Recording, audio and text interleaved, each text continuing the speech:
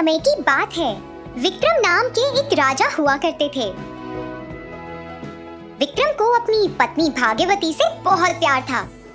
भाग्यवती तो अपने कपड़ों आभूषणों पर बहुत पैसे खर्च करती थी, जो विक्रम को ज्यादा पसंद नहीं था। पर पत्नी के ऊपर जो प्यार था, उस वजह से वह कभी कुछ नहीं बोलते थे। भाग्यवती जितना खर्चा अपने बच्चों के जन्मदिन और अपनी और विक्रम की शादी की सालगिरह पर करना चाहती थी, विक्रम उससे भी ज्यादा खर्च करते थे और आस पड़ोस के राजा और रानियों को निमंत्रण भेजा करते थे। ऐसे ही कुछ समय बीत गया। फिर अचानक विक्रम की तबीयत खराब हो गई और उनका देहांत हो गया। विक्रम के अचानक देहांत के समय उनके बच्चे बहुत छोटे थे, जिस वजह से भाग्यवती को खुद काम करना शुरू करना पड़ा। और उस समय उसे मालूम हुआ कि उनके पास ज्यादा पैसे मौजूद नहीं हैं।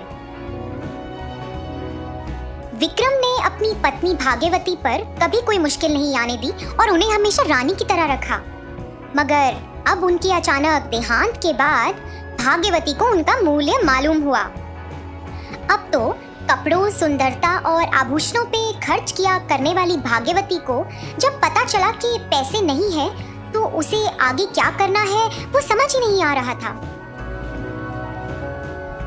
फिर दिन बीतते गए। भाग्यवती का जन्मदिन नजदीक था। उस वजह से कई राजा, रानी और लोगों ने भाग्यवती से पूछना शुरू किया कि इस बार वो अपने जन्मदिन का उत्सव कब देने वाली हैं। समाज में अपना नाम और इज्जत बचाने के लिए भाग्यवती ने सबको कहा, बहुत जल्द। पैसे ना होते हुए भी किसी भी तरह एक बड़े दावत देने के लिए भाग्यवती ने ठान ली थी। पैसों को किसी भी तरह जमा करने के लिए भाग्यवती ने एक उपाय सोचा। उसने तुरंत अपने 4 काम वालों को बुलाया। सभी सुनो, मैं जो बोलने वाली हूँ उसे ध्यान से सुनना। ऐसा बोल के भाग्यवती ने उन्हें एक योजना बताई। भाग्यवती की बात सुन के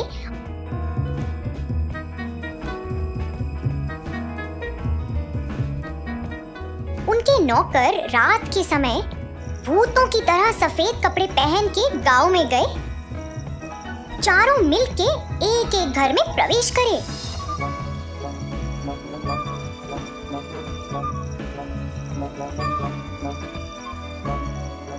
उन चारों में से एक भूत ने गांव में एक घर का दरवाजा बहुत जोरों से खटखटाया और इतनी जोरों से आवाज सुन के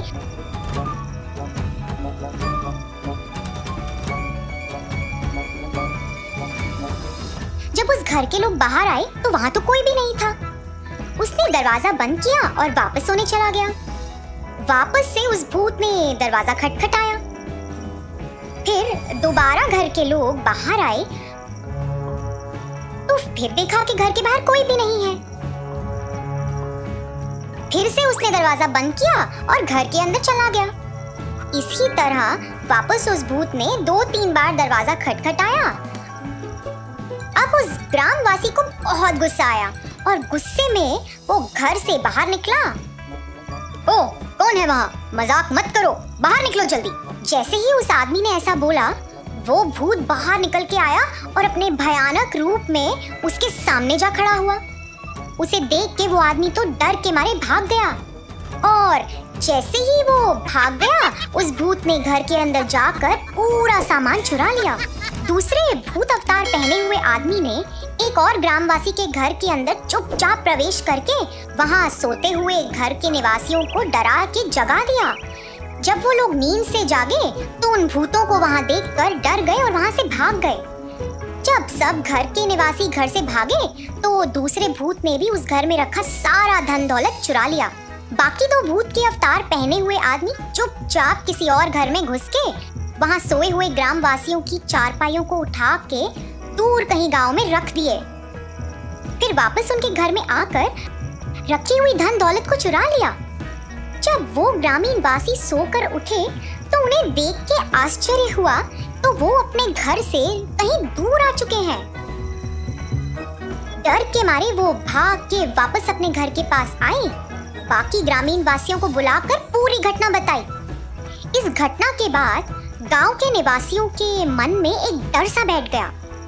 उस दिन के बाद भाग्यवती के आदेश पर वो 4 नौकर हर रात को भूत जैसे अवतार में बाहर निकल जाते और गांव के निवासियों को डरा के उनके घर से सारी धन दौलत चुरा लाते। अचानक भूतों का ऐसा डर फैलना और चोरियां करना बहुत ज्यादा हो गया था। उस गांव में आज तक कभी ऐसी घटना नहीं हुई थी। इस वजह से गांव के निवासियों को शक होने लगा। अरे सुनो, क्या सही में भूत होते हैं या फिर चोर भूतों के जैसे भेष बदल कर घर में घुस के चोरी कर रहे हैं? अरे जिस दिन भूतों ने हमें घर से बाहर रख दिया था, उस दिन से मेरे घर की धन दौलत लापता है। देखो, मुझे तो लगता है भूत कुछ नहीं होते। भूतों की तरह इंसान ही भेष बदल कर हमारे पूरे पैसे चुरा रहे हैं। अगली रात को सभी गांववासी उन भूतों के आने का इंतजार करने लगे। जब वो भूत आए तो उन गांववासियों ने चुपचाप पीछे के दरवाजे पर जाकर उन्हें पकड़ के बाहर पेड़ों से बांध दिया। उनके मुंह से उन्होंने नकाब निकाला तो नकाब निकालने के बाद उन्हें मालूम हुआ कि वह तो आम इंसान है। सभी लोगों ने उनसे चुराई हुई धन दौलत के बारे में पूछताछ शुरू कर दी। सब सुनो, अगर तुम लोगों ने हमें सच बता दिया और हमारी धन दौलत के बारे में सब बता दिया तो हम तुम्हें माफ कर देंगे और इस गांव से तुम्हें निकाल दिया जाएगा। हाँ, अगर तुम लोगों ने हमें सच्चाई नहीं बताई तो हम लोग तुम्हें पूरी जिंदगी कैद खाने में डालकर रखेंगे। देख लो, तुम ही सबका निर्णय है, अच्छी तरह सोच लो।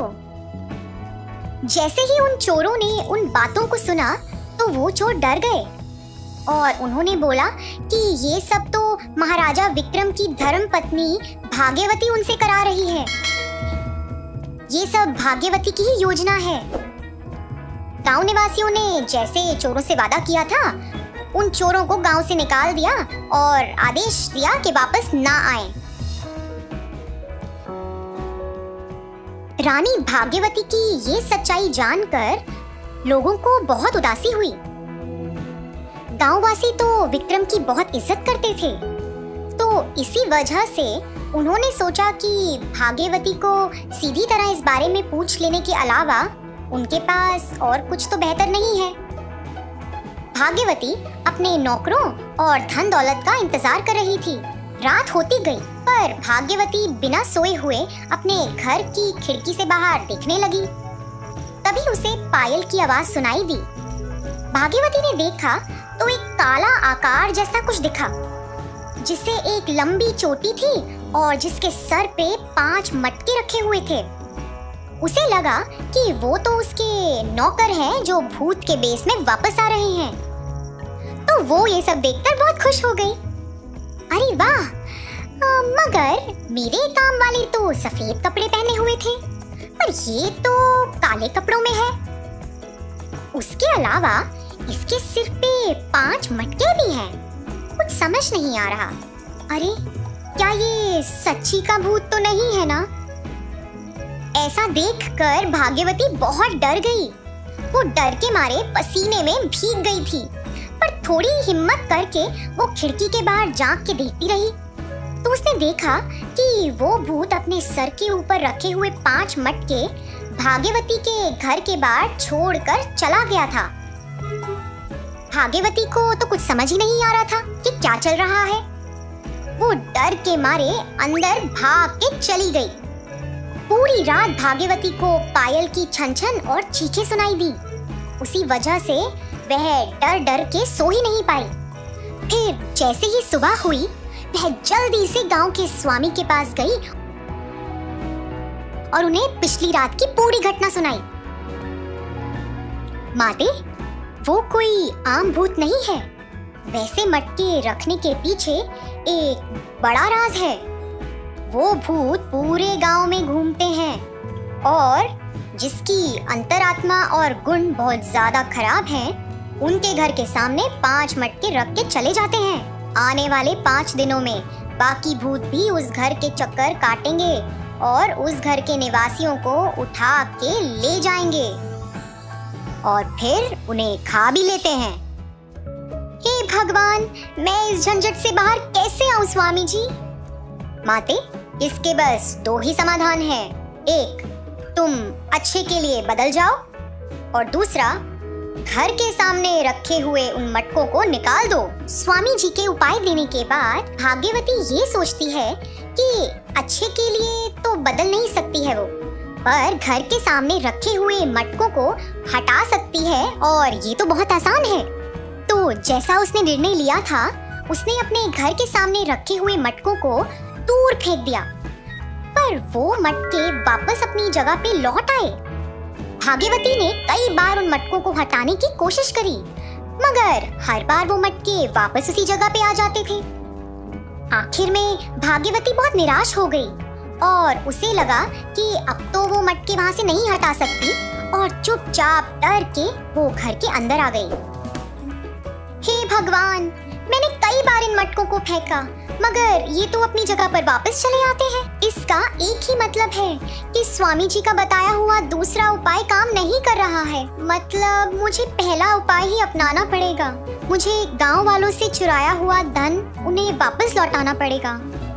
पैसे प्राण से ज्यादा नहीं है, ऐसा सोच के भाग्यवती ने अच्छा बनने की ठान ली।